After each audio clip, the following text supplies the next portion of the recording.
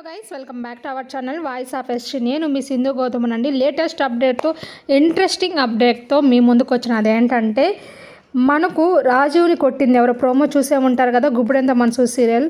So రాజీవ్ని తల మీద కొట్టింది ఎవరు అనుకుంటున్నారు?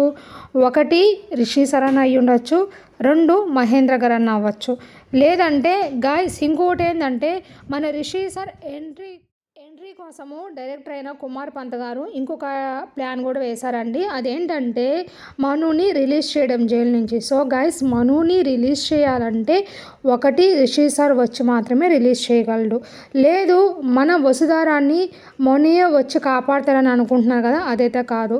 సో కుమార్ పంత్ గారు వేసిన 2 ప్లాన్స్ చాలా బాగున్నాయి, కానీ ఇవి యాస్టీస్ వర్కౌట్ అయితే మాత్రము గుప్పెడంత మనసుకు ఉన్న టీఆర్పీ రేటింగ్లో ఫస్ట్ నెంబర్ 1 టీఆర్పీ చేజిక్కించుకునే అవకాశం చాలా ఉంది. మీరేమంటారు గైస్?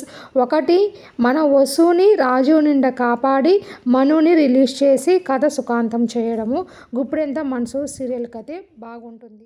ఎంతమంది మన రిషి సార్ ఎంట్రీ కోసం వెయిట్ చేస్తున్నారో కామెంట్ చేయండి. సో గైస్, ఇలాంటి మరిన్ని లేటెస్ట్ అప్డేట్స్ కోసం ప్లీజ్ మన వాయిస్ ఆఫ్ ఎస్టీ యూట్యూబ్ ఛానల్ని సబ్స్క్రైబ్ చేయండి, సపోర్ట్ చేయండి. Thanks for watching my channel. Bye bye.